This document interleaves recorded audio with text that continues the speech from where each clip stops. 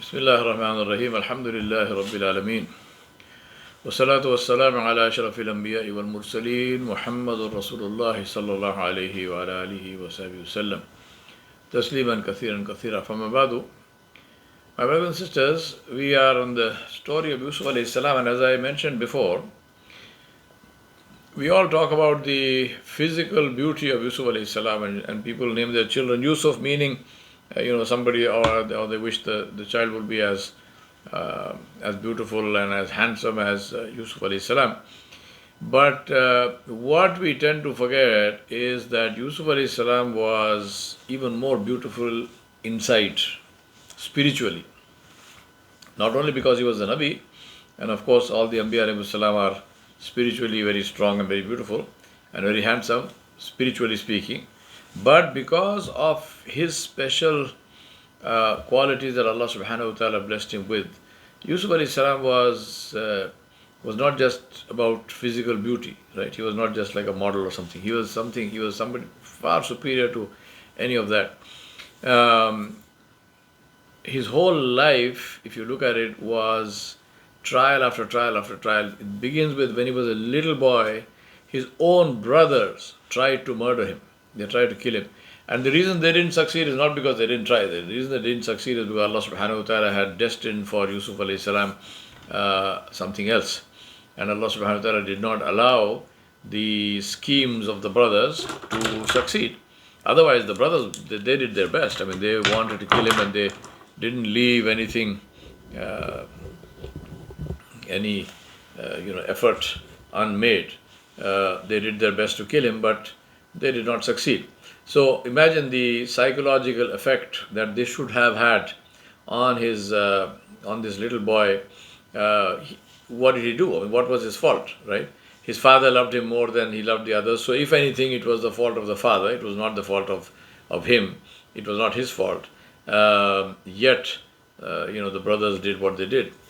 So it starts with that, and then of course he is thrown into a well, and imagine the trauma of that.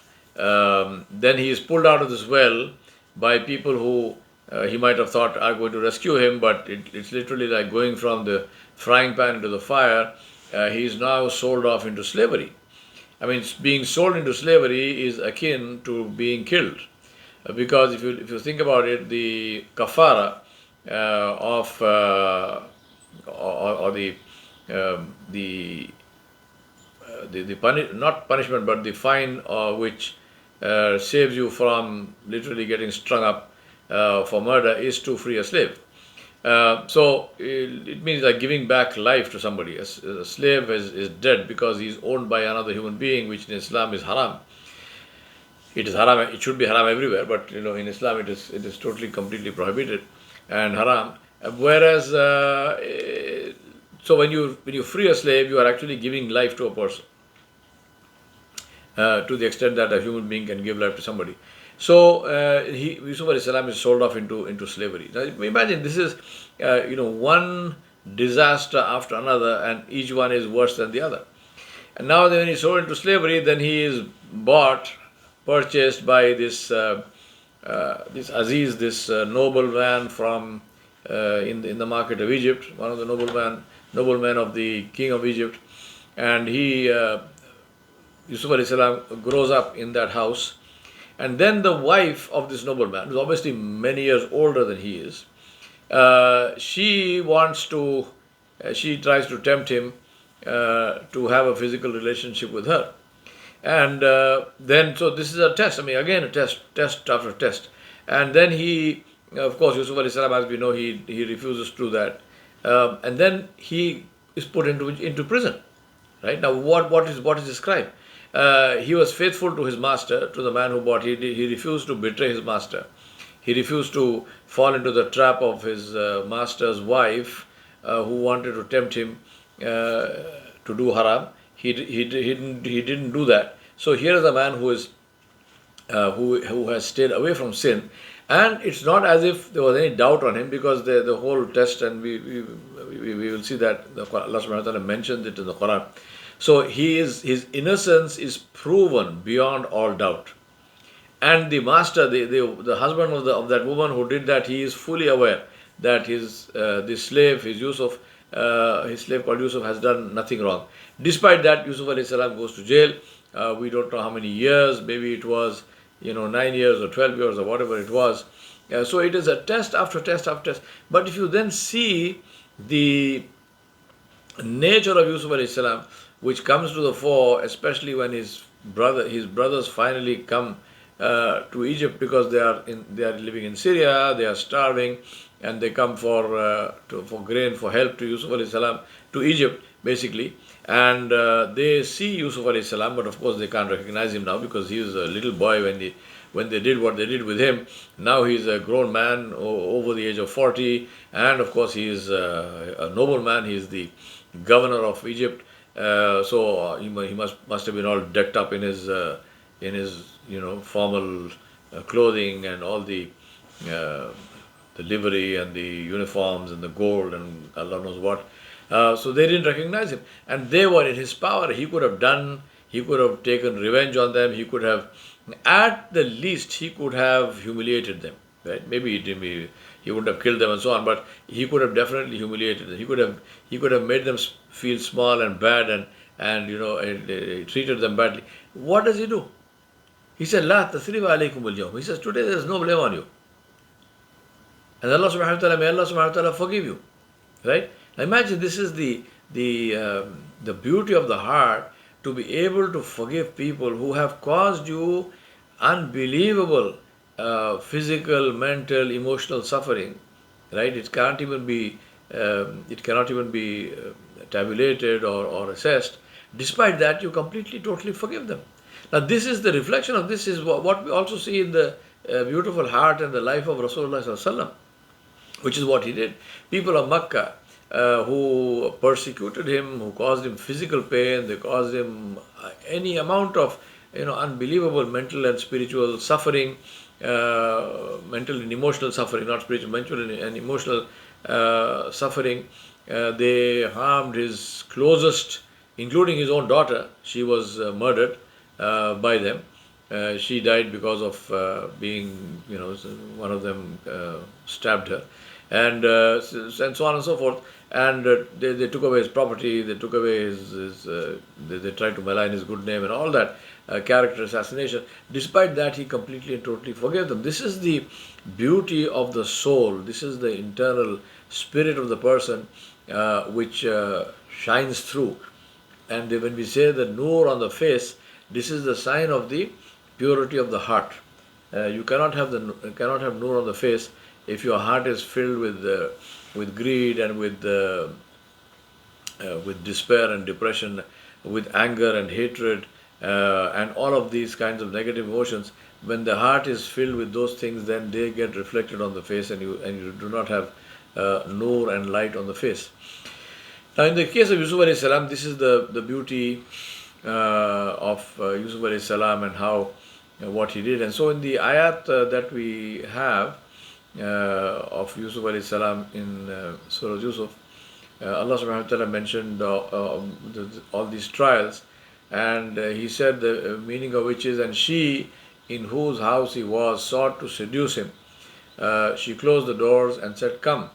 He said, "I seek Ma'ad Allah, I seek refuge in Allah subhanahu wa ta'ala, and may Allah forbid this. Truly your husband is my master. He made my stay good, so I will never betray him. Verily the Zalimun will never be successful." And indeed she did desire him, and he would have inclined to her desire had he not seen the evidence of his Rabb. Thus it was that we might turn away from him evil and illegal sexual intercourse. Surely he was one of our chosen, guided slaves. Allah subhanahu wa ta'ala is praising Yusuf alayhi salam. So now he ran to get out of this room towards the door, and she ran behind him, and she grabbed his shirt from the back, and it tore. And as soon as they got to the door opened, and they found her Rabb, that means her husband, at the door. And she immediately tried to blame Yusuf alayhi salam. So here is this wife of the man. So she says, what is the punishment for him who intended an evil design against your wife, except that he should be put in a prison put in prison or a painful torment. I mean, it was this is she does this and then she blames him. Yusuf alayhi salam said, she is the one who sought to seduce me. It's not my fault. She is the one who tried it. Now, Alhamdulillah, Allah subhanahu wa ta'ala guards those who maintain and protect themselves and guard His boundaries. So there was another servant there, a woman who was one of the household staff.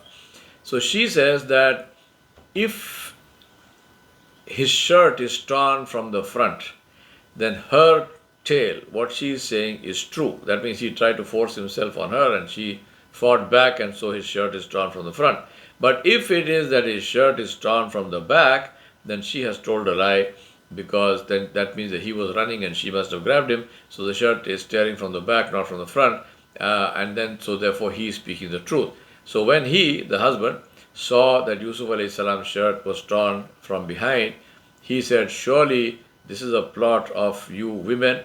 Certainly mighty is your plot, meaning you are a scheming woman and you tried this and you failed. And he said, oh Yusuf, turn away from this woman. Leave this woman, ask forgiveness. And he said, oh woman, ask forgiveness for your sin. Verily you were sinful.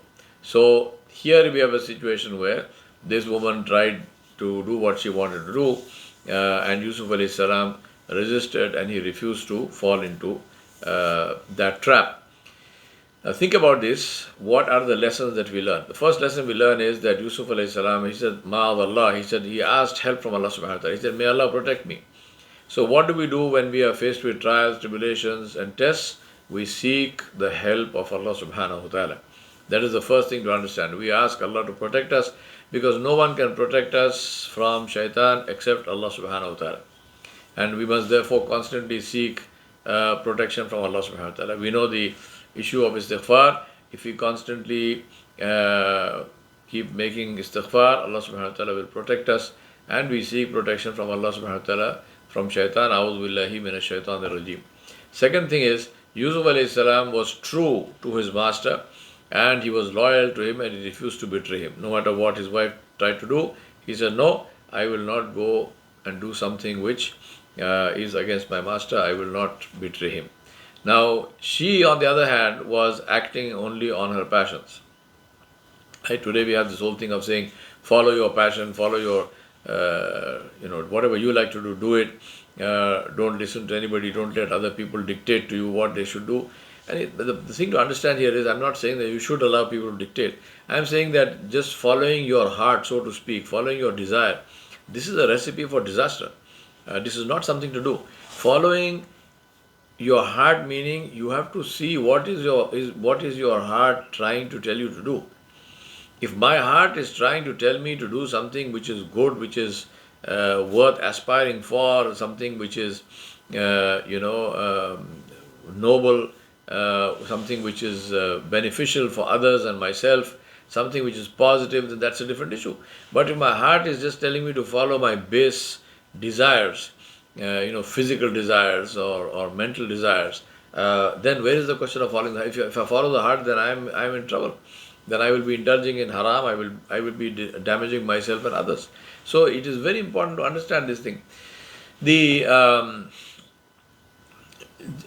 woman, now in his heart, see that if you look at this, maybe he was also attracted to her, but he didn't act on that, whereas she acted on this. The hadith of Rasulullah, he said that when a person intends to do good, right, he's not done it yet. Say you're saying, okay, now when I leave my house, I'm going to give $5 in charity, right? Now, you thought of this. Just now you haven't given it. Your $5 is safely in your pocket. You haven't even left your house. But Allah subhanahu wa ta'ala causes one good deed to be written in your account, just because you had a good intention. Then you leave the house and you donate this $5 somewhere, you give it to somebody. So you have actually carried out this good intention. Then Allah subhanahu wa ta'ala causes anything from 10 to 700 to beyond without account, right? So this is what Allah promised us in terms of rewards. So Allah causes that to be written in your account. So Minimum is 10 good deeds, maybe 700 good deeds, maybe much more than that. On the contrary, if a person decides to do evil, for example, if you're sitting in the house and you say, "Oh, my friend is coming and I'm going to tell him about somebody else." So now this you are intending to do ghibat. You are intending to backbite somebody, you are intending to bad talk somebody. Nothing is written in your account. Yeah, the Malaika asked, should we write? Allah subhanahu wa ta'ala said, no, you have not done it, leave it. Nothing is written. Then, may Allah protect us from ourselves, your friend comes and you end up doing this evil. You actually do this backbiting. Now what happens? Now also Allah subhanahu wa ta'ala says, leave it until this person, until the evening. And in the meanwhile, if the person makes istighfar and tawbah, the deed is forgiven. But if he doesn't do it, then one bad deed is written for him in his account. Now, third situation. You thought of doing something bad, and then you suddenly remembered, this is haram. This is something which Allah does not like. So I will not do it. Now, remember, nothing has happened physically. In my mind, I had a thought of doing something which Allah subhanahu wa ta'ala dislikes, because this was part of my nature, passion, desire, whatnot. But then I remembered immediately that this is something that Allah does not like, so I changed my desire and I said, no, I will not do this. Allah subhanahu wa ta'ala causes a good deed to be written in your account just because you change your intention. Now, this is the mercy of Allah subhanahu wa ta'ala. Now, Yusuf alayhi salam, if you think of this whole story, this is a woman who was obviously beautiful. She was married to this, the great nobleman of the king. So people at that level, they don't marry ugly people. So she was obviously a very beautiful woman. She was wealthy, she was powerful, this was her house, she could do what she wanted. And obviously before she shut the door of the room and she tried to force herself on Yusuf alayhi salam, she must have tried all kinds of things, right? She must have tried everything possible before she decided to do this. Now Yusuf alayhi salam is living in the same house as her, and on top of that he is in her power. He is her husband's slave, meaning that in a way he is also her servant. And so he has been suffering from her guile and from her evil for a long time. We don't even know how many years that was, right? That he before it came to this final situation. But he did not give in. He did not succumb. He did not give in. He resisted this woman, and he resisted whatever internal urges that he might also have had, because he was a young man, right? He was a young man, he was healthy, he was strong. So Yusuf alayhi salam is the leader of the men who will be given the shade of the arsh of Allah subhanahu wa ta'ala on the day of judgment, because they would have been called by a woman who had beauty, wealth and authority, but they do not succumb to the wiles of that woman, and they ask for Allah subhanahu wa ta'ala's refuge. So this is one of the 7 people who will be shaded under the shade of the arsh of Allah subhanahu wa ta'ala, and one of them is that young man who is invited to do haram by, or invited, forced or something to do haram by a wealthy woman, beautiful wealthy woman with power, and he refuses and says, Ma'azallah, may Allah subhanahu wa ta'ala protect me from this evil. And remember, all of the hadiths, when we say man invited by woman, the same thing applies the other way around. It's the same reward for the woman who is invited to do haram by a man and she refuses. So alhamdulillah, there is no difference in the reward and punishment as far as Islam is concerned between men and women. Both have equal reward and both have equal, may Allah protect us from punishment. But if they are punished, then the woman is not punished more than the man, and the man is not punished more than the woman. Both are the same. Now Yusuf alayhi salam, as we saw in the story, he ran. She grabbed him by his shirt, which tore, and then the door opened, and her husband was standing at the door. So she changed her story, and then she says, this is the man who did this. He is the one who attacked me. He is the one who tried to force himself on me, and therefore he should be put in jail, or punished, but not killed. Now Yusuf alayhi salam told Al-Aziz, he told his master that she is the one who tried to seduce me. And then the other person suggested how this mystery should be solved, which is to see if the shirt is torn from the front or the back. The husband said to Yusuf alayhi salam, just turn away from this, don't mention this to anyone. Obviously, cover it up because he doesn't want a scandal. And he said to his wife, ask forgiveness for your sin because you are sinful. Um, if you think about this, it's a strangely soft response from Al-Aziz, from the nobleman. Uh, Corrupt high-class society has a very loose way with morals, and especially in civilizations like Egyptians and the Romans and so on, the Greeks, this kind of stuff was very common. Was very common, very very loose morals in high society. Also in people of absolutely the lower classes. That's why we call them middle class morals. To this day, if you look at high society today, I mean, see what happens. I mean, there's this, or there used to be this soap opera called Bold and Beautiful, and I always said it's neither bold nor beautiful because it was such a mess, such a khichdi of relationships and affairs, and so and so is married to this one but having an affair with somebody else, and vice versa, and so on, and absolutely mess. And people used to watch this thing so avidly, as if to. I asked one elderly lady who was watching this thing. I said, "Why are you watching this? This is absolute nonsense." So she said, "नहीं वो क्या नहीं करना समझने के वास्ते देख रहे हैं." You see how shaitan convinces you to be towards insanity. The old lady says, "No, no, I'm watching it to see what we should not do." Yeah, so she doesn't know what she doesn't know that haram is haram. She doesn't know that adultery is haram. She has to see adultery being done. She has to see somebody having an affair with somebody else to know that it is wrong. I mean, this is absolute nonsense. I mean, she's talking rubbish and she knows that. But the point I'm saying is that this is how people make, they fool themselves, and shaitan fools themselves. Now,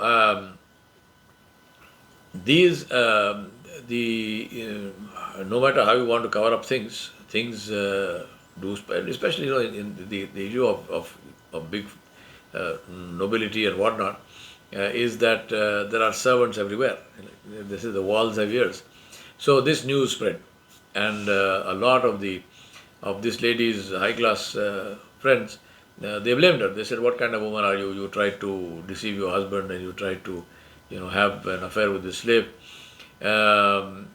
So this woman, what she did was that she invited all her friends, and they all sat, and she gave them platters of fruit, and she gave them knives to cut the fruit. And as they were doing that, she called Yusuf alayhi salam. And as Yusuf alayhi salam came out and walked in front of them and came and stood in front of them, these women accidentally they cut their own fingers instead of the fruit. They got so mesmerized by his beauty that they cut their fingers, and they said, "Is this a human or is it an angel?" So Allah subhanahu wa ta'ala mentioned this, and he says, "And the women in the city, they said, the wife of Al-Aziz is seeking to seduce her slave, the young man. Indeed, she loves him violently. Verily, we see that she is in plain error." So when she heard of their accusation, she sent for them and prepared a banquet for them. She gave each of them a knife to cut the fruit and food stuff with, and she said to Yusuf, "Come out before them." Then when they saw him, they marveled at his beauty, and in their astonishment, they cut their own hands.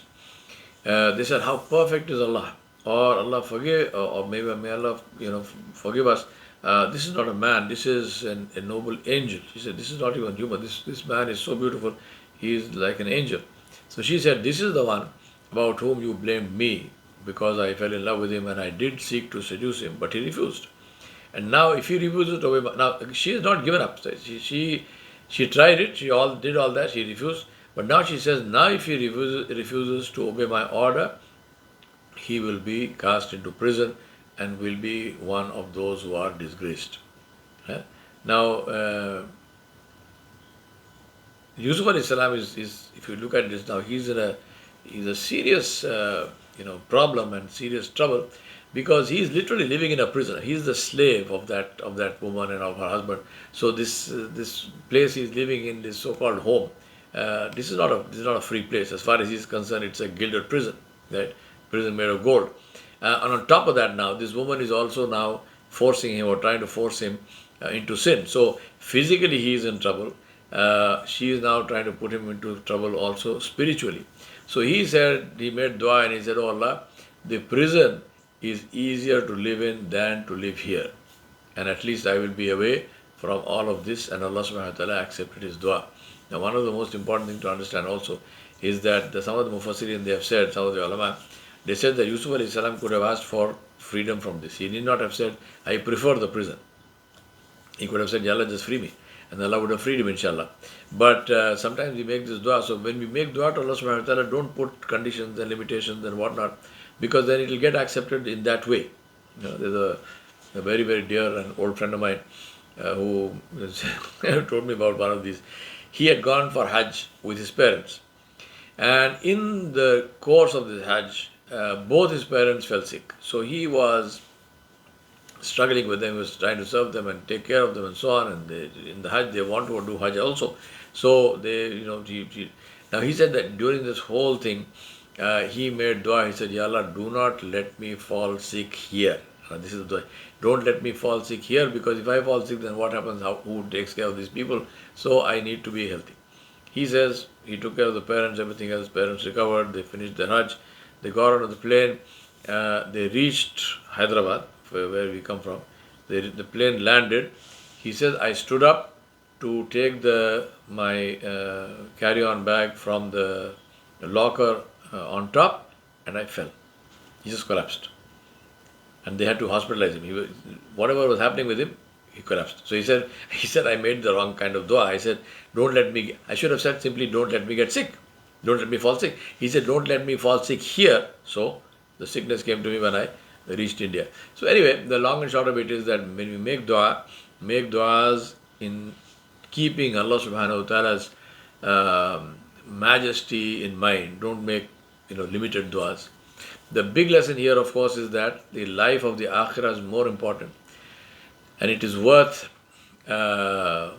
any difficulty that you might suffer in order to ensure that it is not corrupted. Now contrast this with how we think about the akhirah today. Today we borrow and lend money on interest, knowing that Allah declared war on the one who deals in interest. Imagine what sense does it make? We know Allah declared war on the one who deals in interest, yet we will borrow money on interest. We don't tell ourselves, how can I borrow money on interest when Allah subhanahu wa ta'ala has declared war on the one who deals with interest? How is it possible? If I have any iman, then how do I face this thing to say, my Rabb has declared war, and do I want to meet Allah subhanahu wa ta'ala in a state where I am counted among the enemies of Allah? Because what is the definition of the enemy of Allah? Somebody who is at war with Allah, right? And so if I accepted a declaration of war from Allah subhanahu wa ta'ala, then that makes me an enemy of Allah subhanahu wa ta'ala. So is that how I want to be meeting Allah subhanahu wa ta'ala, as his enemy? Inna lillahi wa inna ilayhi rajiun. This is what we do. We give precedence to the dunya over and above everything else. Right? We ask Allah subhanahu wa ta'ala to save us from this. Whereas we should give precedence to the akhirah. And we said that whatever happens in this life, even if I have to suffer, and Allah, it's not necessary that you will suffer. I mean, Allah subhanahu wa ta'ala helps those who want to obey him. So we just need to make the choices. And then we ask Allah subhanahu wa ta'ala for his protection, for his help. We will get all of that, inshallah. So even in this life, you will not suffer. But even if there is some, within quote, so-called suffering or hardship, imagine this is at the expense of eternal happiness when we meet Allah subhanahu wa ta'ala. So which is better? Is it better to have eternal happiness when we meet Allah, or is it better to try to get some pleasure out of this life and then face eternal damnation when we meet Allah subhanahu wa ta'ala? I just saw, somebody sent me a video. This doctor, he says that this is a video from a Saudi doctor from Riyadh. He said that I was in my office One of the nurses came to me and she said, please come and help us. There is a patient that he had a cannula in his right vein, where they feed them and give medicines through IV. She says that vein has collapsed, so we need to put it in the left hand. So please come and help us. This doctor said, I went there. He said, this patient had been with us for 6 months.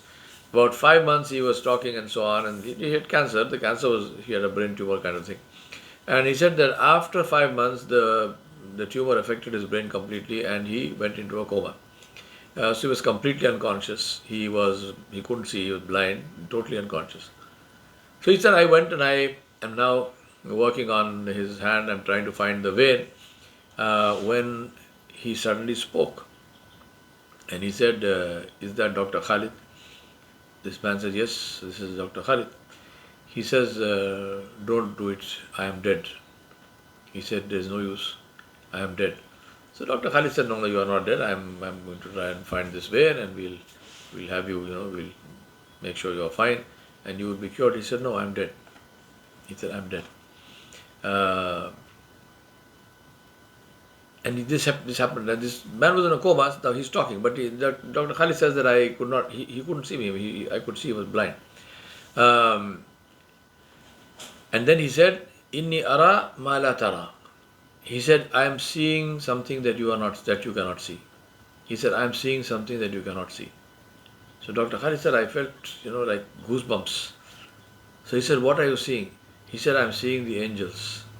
And then he said, "I am seeing the angels of azab. I'm seeing the angels of punishment." Now Dr. Khalid says, I felt like a small child who is in an abandoned building and he's being chased by somebody who wants to kill him, and he's running and he doesn't know where to go and he's desperate and he is, imagine that scene, right, in the darkness. So he said, I am sitting here in this hospital and I'm thinking to myself, this man is saying there are angels of punishment, angels of death, angels of punishment in this room. So they are around me, and he said, I felt as if they have surrounded me. What will happen to me? And I kept, seeking Allah subhanahu wa ta'ala's protection. And he said, in maybe a minute or two, the man died. Right? His life is gone. Now, I remind myself and you, my brothers and sisters, inshallah, this need not happen to us. Right? This need not happen to us if we correct ourselves. Because Allah subhanahu wa ta'ala mentioned that particular moment when the angels will come. And Allah subhanahu wa ta'ala said, إِنَّ الَّذِينَ قَالُوا رَبُّنَا اللَّهُ ثُمَّ اسْتَقَامُوا تَتَنَزَّلُ عَلَيْهِمُ الْمَلَائِكَةُ أَلَّا تَخَافُوا وَلَا تَحْزَنُوا وَأَبْشِرُوا بِالْجَنَّةِ الَّتِي كُنْتُمْ تُوعَدُونَ نَحْنُ أَوْلِيَاؤُكُمْ فِي الْحَيَاةِ الدُّنْيَا وَفِي الْآخِرَةِ وَلَكُمْ مَا تَشْتَهِي أَنفُسُكُمْ وَلَكُمْ مَا تَدَّعُونَ نُزُلًا مِّن غَفُورٍ رَحِيمٍ. Allah subhanahu wa ta'ala mentioned all of these ayat. Allah said angels will come and these angels will give you bashara of Jannah, and these angels will give you the bashara and the good news of the forgiveness of Allah subhanahu wa ta'ala. We ask Allah subhanahu wa ta'ala for malaika to come and to give us this when we are dying. But for that we ask Allah subhanahu wa ta'ala to enable us to live our lives in a way where Allah subhanahu wa ta'ala is pleased with us, and not to fall into the trap of shaitan and do things which entail and which end up with earning Allah subhanahu wa ta'ala's punishment and anger. وصلى الله على نبي الكريم وعلى آله وصحبه أجمعين برحمتك يا أرحم الراحمين.